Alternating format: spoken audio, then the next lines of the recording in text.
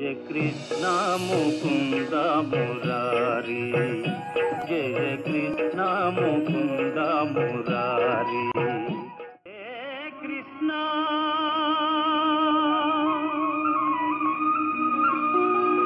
ముకుంద మురారి,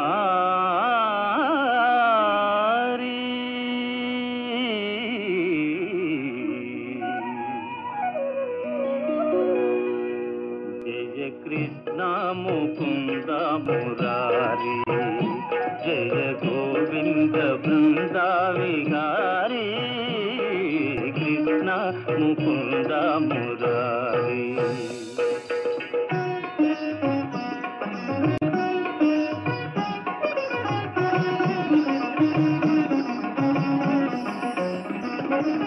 దేవకి పంట వసుదేవు వెంట, దేవకి పంట వసుదేవు వెంట, యమునను నదిరేయి దాటితి వంట.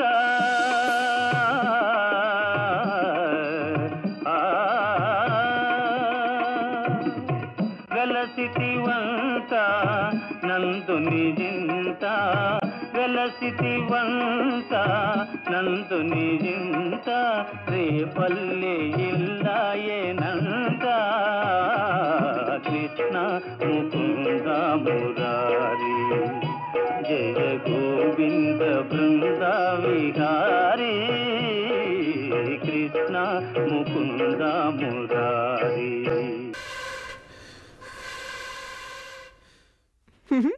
ఏమైంది కృష్ణయ్య? వేణువు ఇంతవరకు సరిగ్గా మోగటం లేదా? నేను నీకొక మంచి ఆలోచన చెప్తాను. నేను లడ్డూ తినడానికి వెళ్తున్నాను. నా మాట విని నువ్వు కూడా నాతో రా. నీ పొట్టలో ఏదైనా తియ్యగా పడితే అప్పుడైనా వేణువు కూడా తియ్యగా పలుకుతుందేమో చూద్దాం.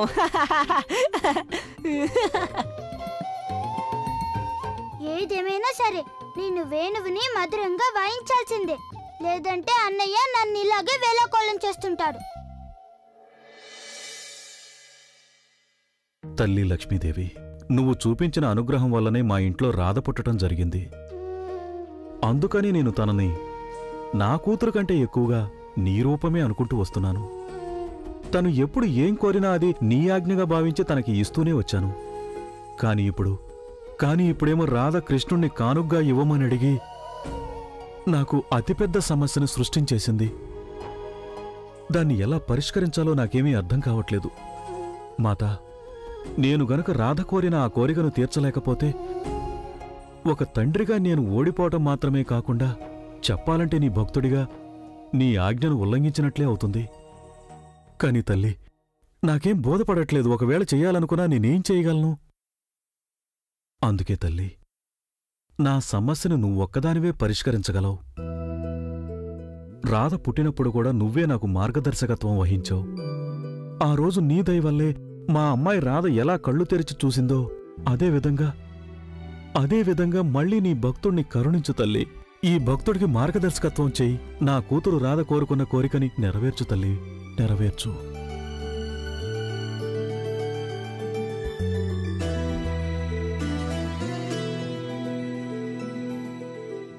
నారాయణ నారాయణ. ప్రభు చూడండి, ఆ వృషభానుడు మాత లక్ష్మీదేవికే మొరపెట్టుకున్నప్పటికీ ఈ సమస్యను పరిష్కరించడం అన్నది కేవలం మీ వల్ల మాత్రమే అవుతుంది.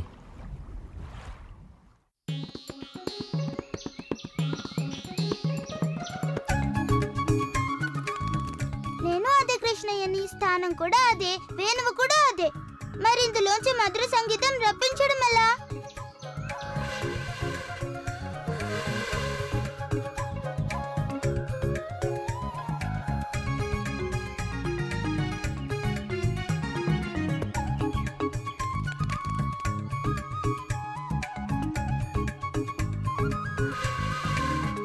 ఇదిగో వేణువు, ఏమైంది నీకు? నా స్థానం అదే, మరి నీ మాధుర్యం అంతా ఏమైపోయింది? ఇప్పుడు నేను మా అన్నయ్యకి ఏమని చెప్పుకోను? చెప్పు వేణువా, ఏం చేయమంటావో చెప్పు. కృష్ణ, ఈ రోజు నువ్వు సృష్టించిన మధుర సంగీతానికి ఈ సృష్టి ఆధారం. ఈ సుమధుర సంగీతం సృష్టిలో ఎప్పటినుంచో ఉంది. అది విభిన్న రూపాల్లో ఉంది. కృష్ణ, నువ్వు నీ వేణువు ద్వారా ఎంతటి మధుర సంగీతాన్ని సృష్టించావంటే అది ఈ సృష్టిలో ఉన్న మధుర ధ్వనులన్నిటినీ నువ్వు నీ అంతరంగంలో నింపేసుకున్నావు. కనుకనే అవి అంత మధురంగా సృష్టించబడ్డాయి. కృష్ణ, ఇప్పుడు అర్థమైంది నాకు. మాధుర్యం ఈ వేణువులో కాదు, నా అంతరంగంలో ఉంది. నేను లోకంలోని అన్ని ధ్వనులను నా అంతరంగంలోకి నింపుకుంటే తప్ప ఈ వేణువు మధురంగా మోగదు.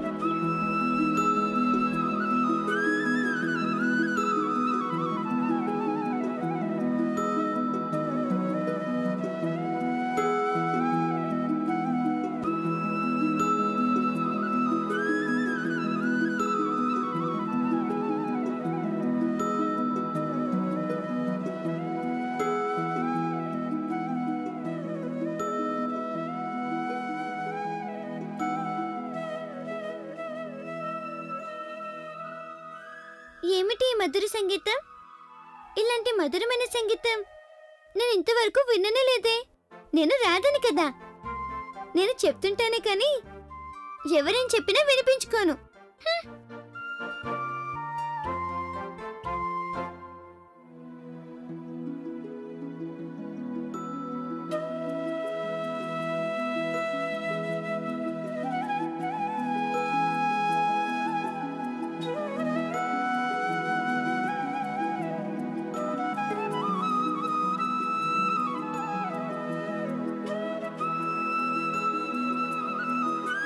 నేను వింటున్న ఈ మధుర సంగీతం గనుక ఆ దేవుడికి కూడా ఇష్టమై ఉండాలి. వెళ్ళి చూస్తే మంచిది. ఈ రాధని చలింపచేసి ఆ మధుర సంగీతం ఎవరు మోగిస్తున్నారో.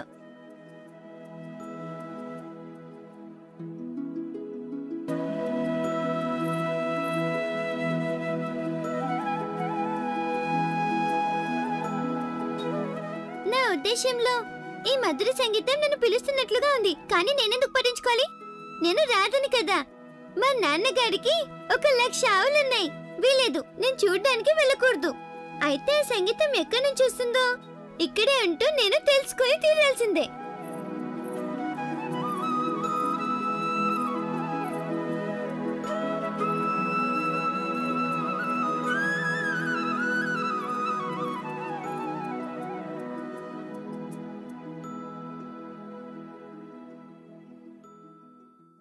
ఏమైంది కీర్తి? మన రాధ ఇప్పుడే బయటికెళ్ళినట్టు అనిపించింది. నువ్వు మరీ చోద్యం కీర్తి. తల్లి ప్రేమ అలాగే అనిపిస్తుంది. కానీ నాకు మన రాధమ్మ తల్లి గురించి చాలా బాగా తెలుసు. తను తన గదిలోంచి బయటికెళ్లాలంటే ముందు తనకి తన కోరుకున్న కానుక లభిస్తే తప్ప వెళ్ళదు. ఈ రాధ మరీను తను కొంచెం కొంచెం పెద్దదవుతున్న కొద్దీ తను మరింత చెడిపోతోంది. అయినా అదేం కోరిక? కృష్ణుణ్ణి తెచ్చివ్వమంటుంది. ఎక్కడ్నుంచి తీసుకురాను కృష్ణుణ్ణి?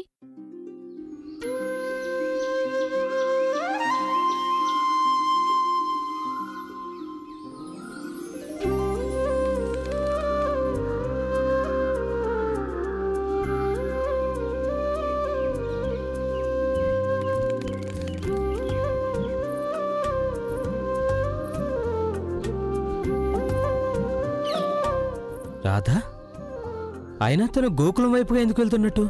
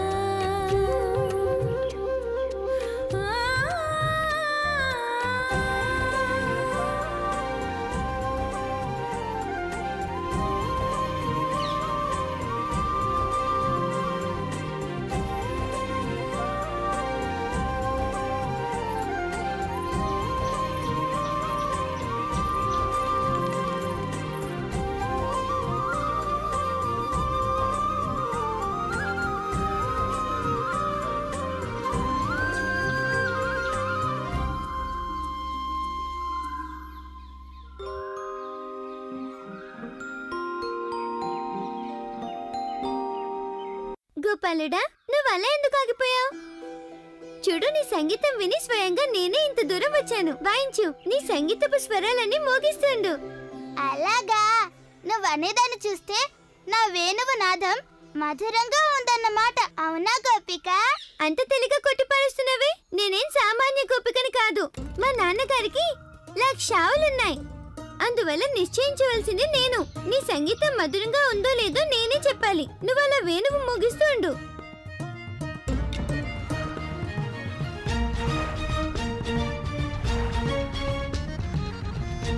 నేను కూడా మా అమ్మకి ముద్దు బిడ్డనే. నేను ఎవరో చెప్పారని వేణువు మోగించాను. నేను వేణువు వాయించాలంటే నేను అనుకున్నప్పుడే వాయిస్తాను. చూడు, నేను ఏదైనా చెప్తే అది అందరూ వినాల్సిందే. నేను మాత్రం ఎవరు చెప్పిన మాట వినిపించుకోను. నేను గనుక నీ సంగీతం అత్యంత మధురంగా ఉందని అనుకోవాలంటే నువ్వు ఆ వేణువుని అలా వాయిస్తూనే ఉండాలి. వాయించి తీరాలి, వాయిస్తూనే ఉండాలి. ముందుగా నువ్వు ఇది చెప్పు, ఇంతకీ నీ దేవురు? ఎందుకంటే గోకులంలో ఏ ఒక్కరు కూడా 1,00,000 ఆవులు లేనే లేవు. నేను బర్సాన ఊరు నుంచి వచ్చాను. అలాగా, ఇప్పుడు అర్థమైంది. ఏమర్థమైంది నీకు? ఏమర్థమైందంటే నీకు నా వేణువు ఎంత నచ్చిందంటే నువ్వేమో బర్సాన నుంచి పరుగు పరుగున ఇక్కడికొచ్చావు. అదంతా నేను ఒప్పుకోను.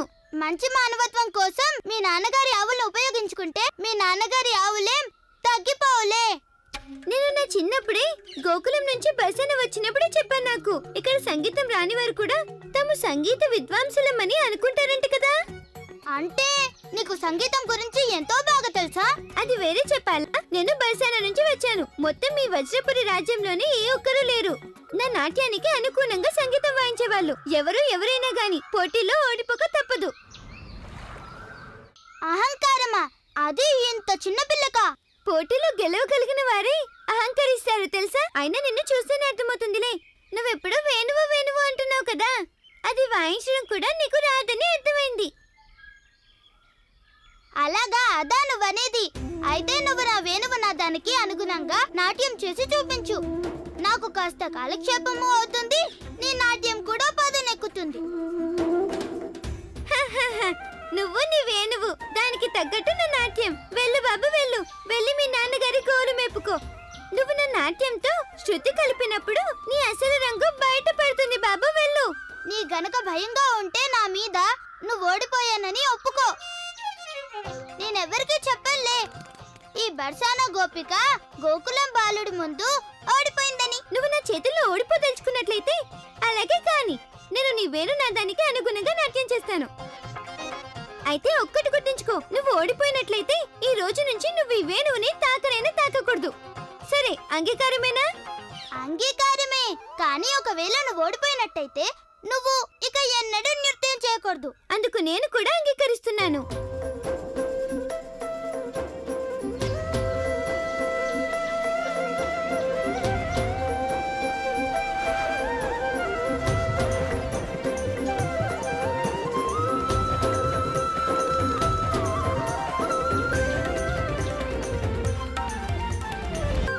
నారాయణ నారాయణ. ప్రభు, కృష్ణయ్యకి రాధాదేవికి మధ్య ఇంతటి అభిప్రాయ భేదాలు, అలాగే వ్యతిరేక భావాలును. ప్రభు, పరమావతారమైన శ్రీకృష్ణుడు అలాగే ఆ రాధాదేవి మాటిమాటికి ఇలా ప్రతిదానికి గొడవ పడుతూ ఉంటే వాళ్ళిద్దరూ కలిసి ఇక ఈ లోకంలో ప్రేమని ఎలా నెలకొల్పగలుగుతారు ప్రభు? దేవర్షి, రాధకి కృష్ణుడికి మధ్య అభిప్రాయ భేదముండవచ్చు, కానీ అభిమతాలలో లేదు. నాకేం బోధపడలేదు ప్రభు. దేవర్షి, ప్రేమ అనేది ఎంత విశాలమైనదంటే అది అభిప్రాయ భేదాలను తనలో సమ్మిళితం చేసుకుంటుంది. కానీ ప్రభు, పరమావతారమైన శ్రీకృష్ణుడు అలాగే రాధాదేవిల ఈ లీలల వల్ల లోకానికి ప్రాప్తించేదేమిటి ప్రభు? దేవర్షి, రాధా కృష్ణుల మధ్య గల అభిప్రాయ భేదాలు, అదే అసమానత మానవ సమాజంలో కూడా మనం వాటిని చూడవచ్చు. ఇక శ్రీకృష్ణుడి పరమలీలల ద్వారా లోకానికి ఒక పాఠం నేర్పుతుంది. అదేమిటంటే ఇతరులలో ఉన్న భిన్నత్వాన్ని ప్రేమించటంతో పాటుగా భిన్నత్వం అనేది ఎంత పెద్దదిగా ఉంటే ప్రేమ కూడా అంత ప్రగాఢమవుతుంది. నారాయణ నారాయణ. చక్కగా చెప్పారు ప్రభు, చక్కగా చెప్పారు. నేను సత్యమే అంటున్నాను కదా దేవి.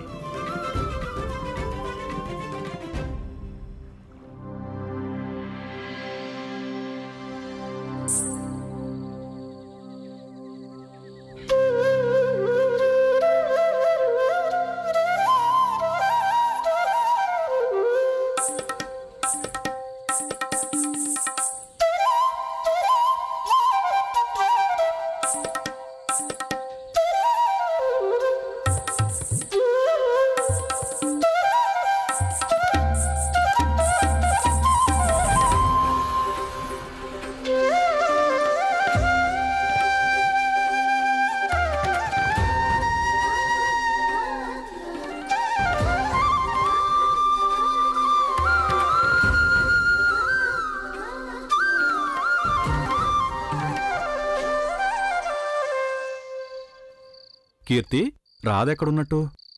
మీ కూతురి మొండితనం చాలా ఎక్కువవుతోంది. ఇంకెక్కడుంటుంది తను?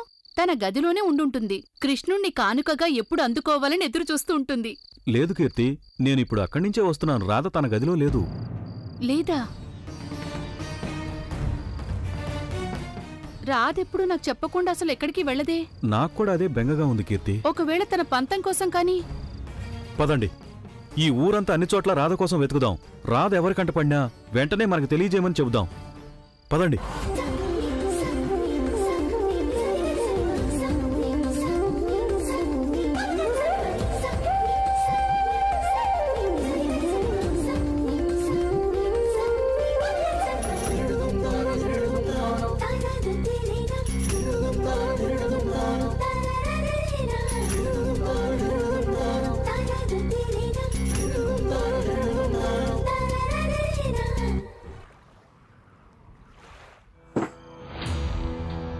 చిన్నా,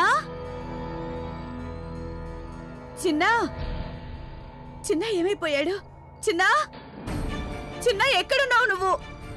చిన్నా,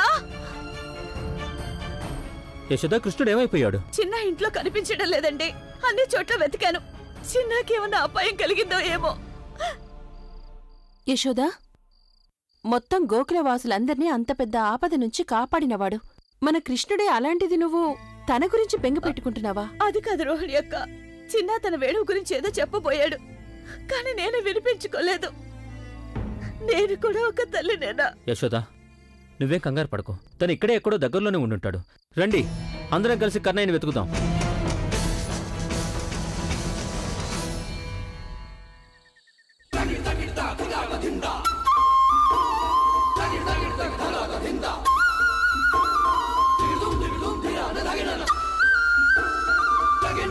Ragenda